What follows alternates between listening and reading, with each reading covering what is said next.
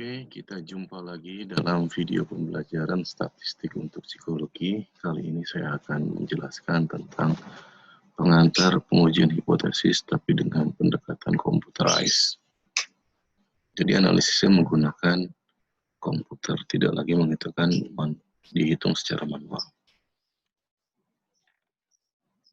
Materi ini berkaitan learning objective atau LO yang keempat, yaitu operate GISP based on method in descriptive and inferential statistics and interpret the result of the statistical procedure and test from GISP output. Nah, referensi yang digunakan dalam penyusunan materi pembelajaran ini adalah buku Gravater, kemudian juga ada link yang judulnya adalah Z-test, fungsi Z atau sama dengan fungsi Z-test dari support Microsoft. Anda bisa pelajari dari dua sumber tersebut. Perlu diketahui dalam software statistik seperti GISP tidak ditemukan pengujian hipotesis dengan Z-test. Sebagai alternatifnya dapat digunakan software Microsoft Excel dalam contoh yang akan disajikan. Jadi kalau kita telusuri di GISP, kita tidak akan menemukan pengujian hipotesis dengan Z-test di dalamnya. Di SPSS pun sama, belum ada.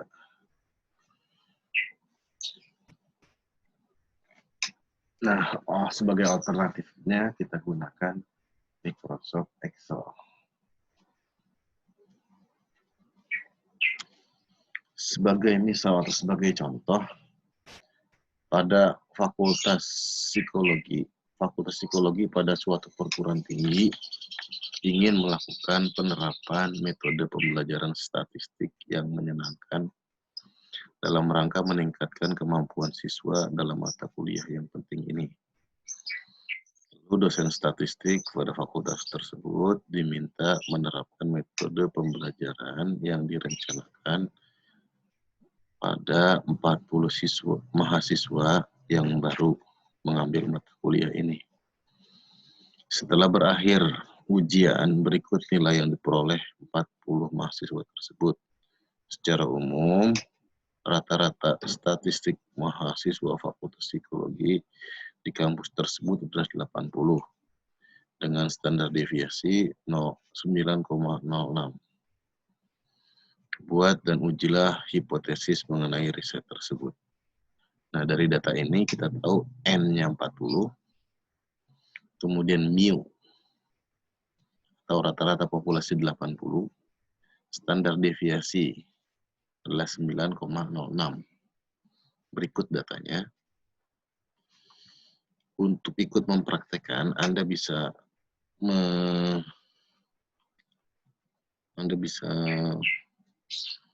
mengetik ulang kembali data ini dalam program Excel sehingga kita bisa praktekkan bersama-sama. Data ini dipindahkan ke Excel.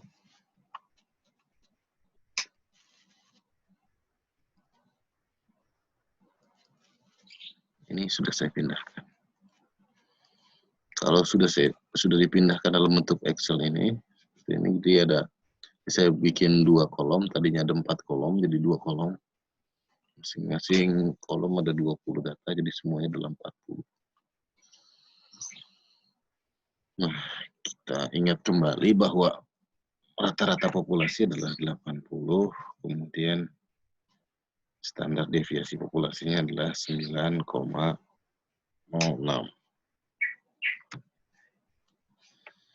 Nah, untuk analisisnya, kita cari menu formula. Di sini formula sudah ketemu menu formula, kemudian kita klik dari menu formula ini more function.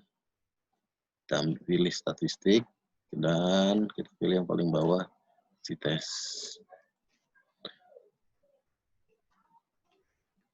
Kita masukkan datanya ini. Kita masukkan semua datanya.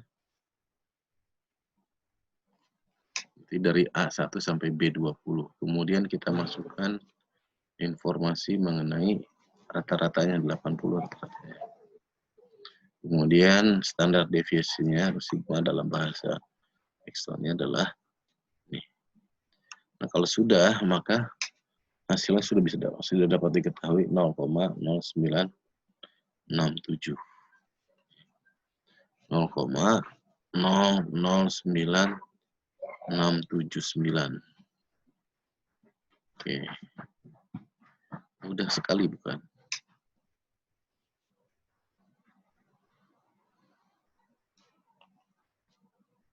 Oke, kita kembali ke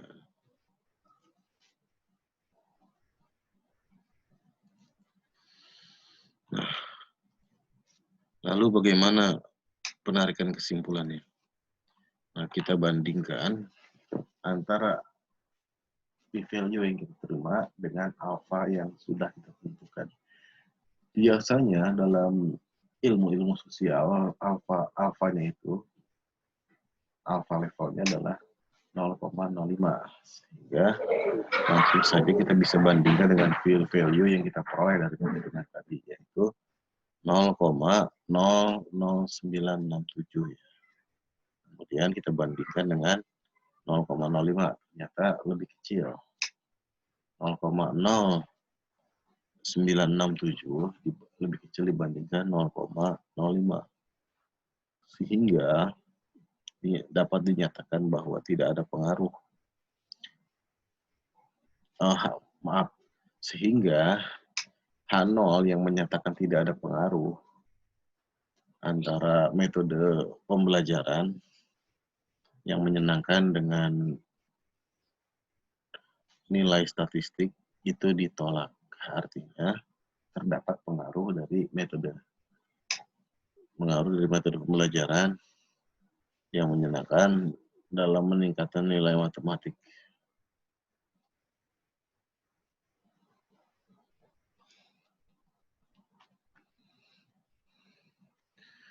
Dan yang kita lakukan tadi itu adalah pengujian z-test kalau hipotesisnya itu one tail.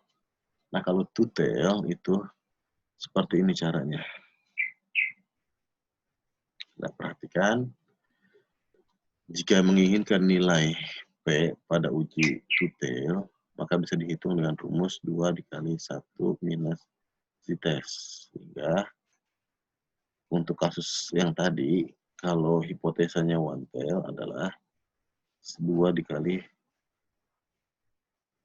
min 1,00967. Ya, hasilnya adalah 1,98. Oke. Untuk memperlancar pengetahuan Anda mengenai penerapan z-test dalam dunia riset, dalam penelitian, maka Anda dipandang perlu untuk mengerjakan penugasan ini, assignment ini, kemudian hasilnya dikumpul 2 hari kemudian.